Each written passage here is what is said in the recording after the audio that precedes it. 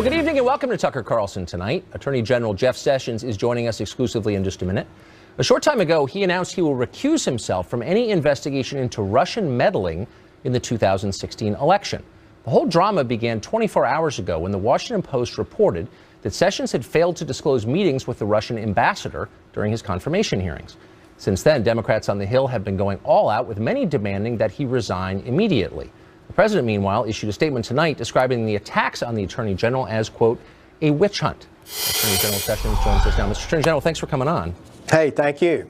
So here's the timeline as I understand it. On January 10th, you were asked during your confirmation hearings by Senator Franken if you'd had any contact with the Russians, and you took that to mean in your capacity as a surrogate for the Trump campaign. And then a little over 2 weeks later, Mike Flynn was forced to resign because of conversations he had with that very same Russian ambassador. And so my question is, from that point, February 13th until now, why did no one on your staff come to you and say, hey, we had conversations with the Russian ambassador, perhaps we should amend our statement to the Senate in order to avoid the problems that Mike Flynn had? Well, Tucker, the question that came to me was from Senator Franken, and he went into a great length saying that that day some new story had come out and said that various Trump surrogates were meeting continually with Russian officials as part of the campaign. And he raised that question with me, and my answer went straight to that. It's the first time I had heard that, so I focused on that I had not had any such meetings, was not meeting with Russian officials on a continuing basis to advance any campaign agenda. Sometime before that, I had met in my office in an official way with the Russian ambassador. And so that was the answer I gave, and I think it was an honest answer, Tucker. I thought I was responding exactly to that question, and it really became a big brouhaha, and I was glad to have the chance to kind of respond today and explain it.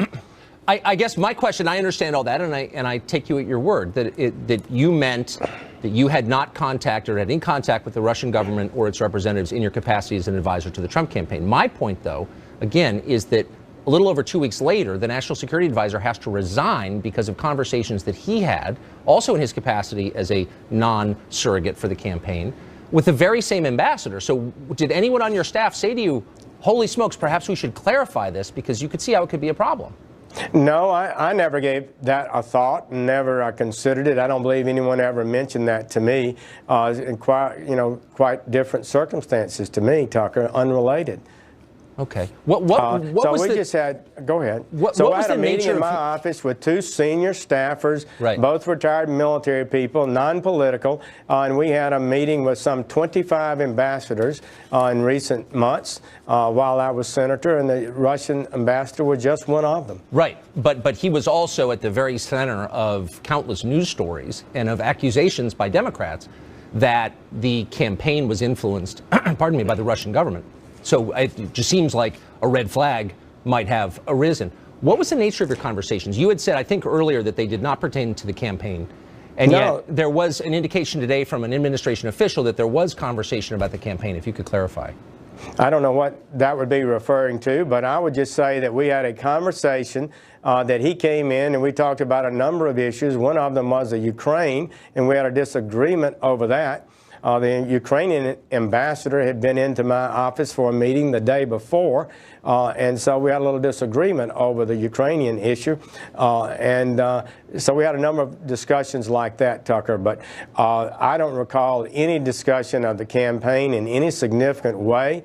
It was in no way some sort of coordinating of an effort or doing anything improper, and I don't believe anybody that was in that meeting would have seen or believed I said one thing that was improper or unwise. And it was really a sad thing to be attacked like that, but I think we've explained it, and we intend to move forward.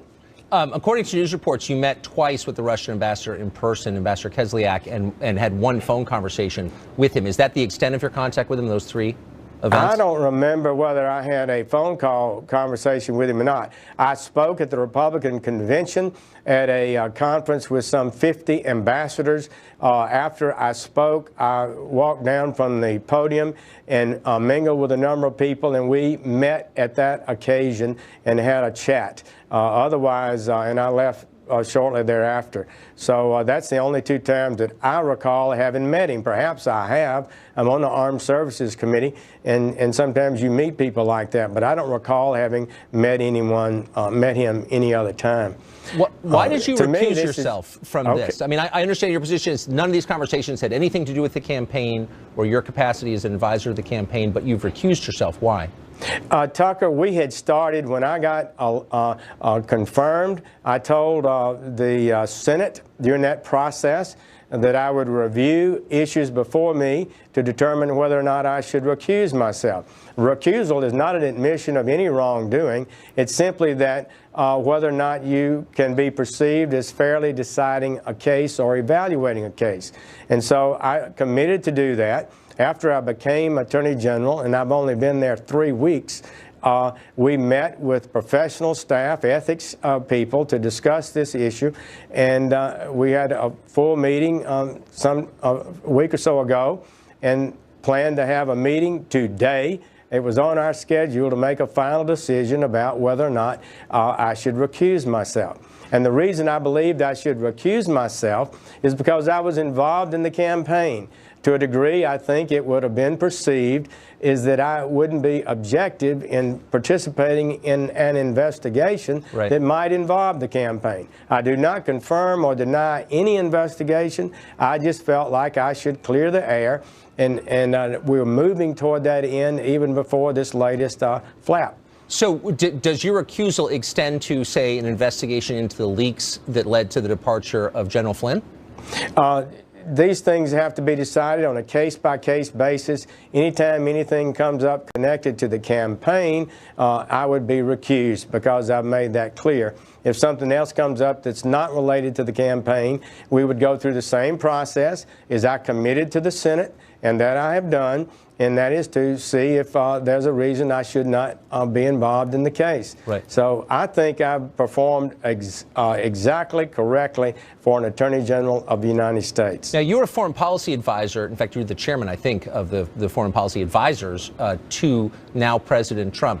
In that capacity, do you remember conversations that you had as a campaign about Russia? And did you have any belief that they were putting their thumb on the scale, rooting for President Trump over Hillary Clinton? What were your conversations about Russia? I never had any conversations about, with the Russians about this campaign and putting them assisting in the campaign or anything like that. I went out and spoke, and I campaigned for Trump, but I was not involved in anything like that, you can be sure. But did the campaign, I guess my question is, did the campaign believe that the Russian government, the Putin government, favored Trump over Clinton in this race? I have never been told that. I've never been told that. Do you think they did? I don't have any idea, Tucker. You have to ask them. Right.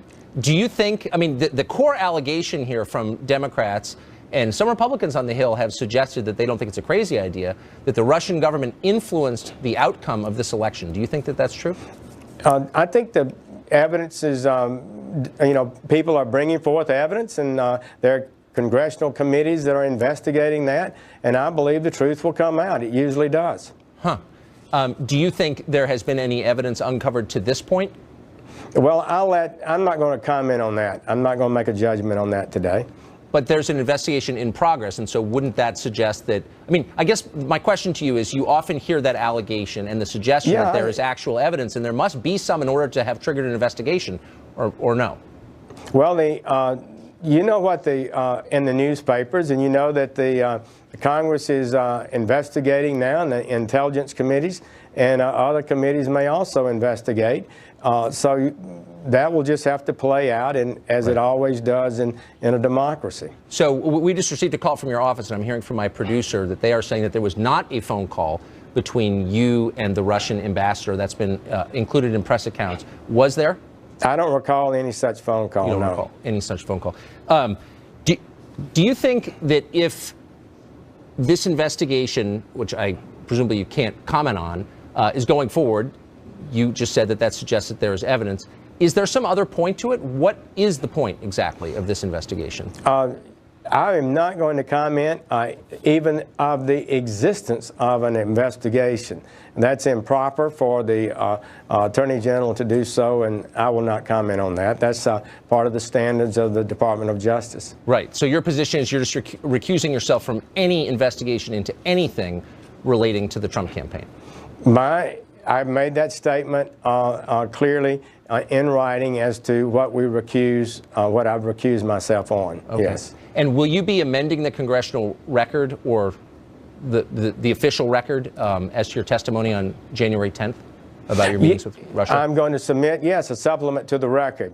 My response went to the question, as I indicated, about the continuing surrogate relationship that I firmly denied and correctly denied, and I did not mention in that time that I had met with the ambassador, and so I will definitely make that a part of the record as I think is appropriate.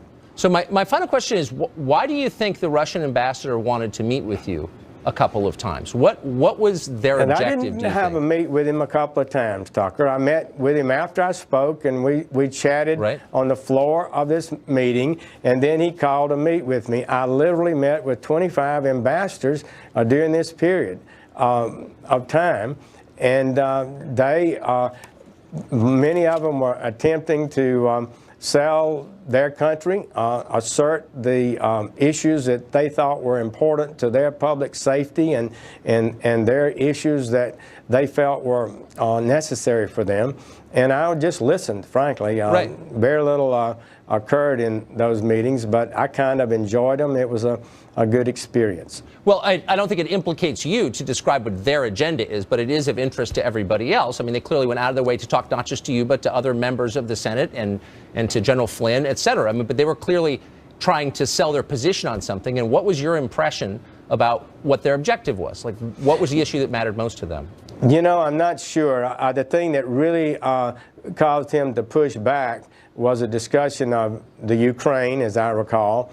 And as I described it, everything everybody else said about the Ukraine and what Russia did was wrong, and everything Russia did was right.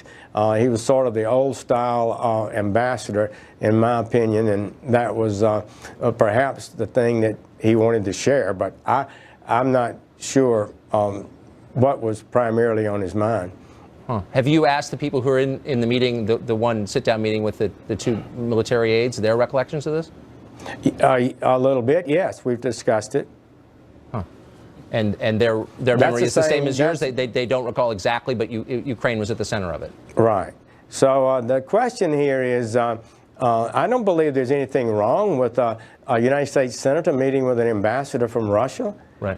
You know, I see you ask a lot of questions about it, and that's fine. But I think it was a perfectly reasonable meeting. I had professional, non-political staffers with me, and we discussed some important international issues. I learned something perhaps in that meeting. I usually did. And so that's what happened. People were ambassadors were coming by to see me pretty often. So the president, whom you serve, has described these questions as a witch hunt and has said that we need to investigate the leaks that have led to this and to a bunch of these different stories. Do you agree with that? Well, we are having a lot of leaks today in Washington that I do believe are troubling. A lot of it would appear to be in violation of the law, and it's an unhealthy trend, and we've got to do better about it. I do believe every department needs to take a greater interest in maintaining proper security. Do you see this as a witch hunt? I don't think what was said about that meeting I had with the Russian ambassador was legitimate. I think it was hyped beyond reason, and I think it was unfair. And I was glad to be able to address it today. Attorney General Jeff Sessions, thanks a lot for joining us. Appreciate it. Thank you.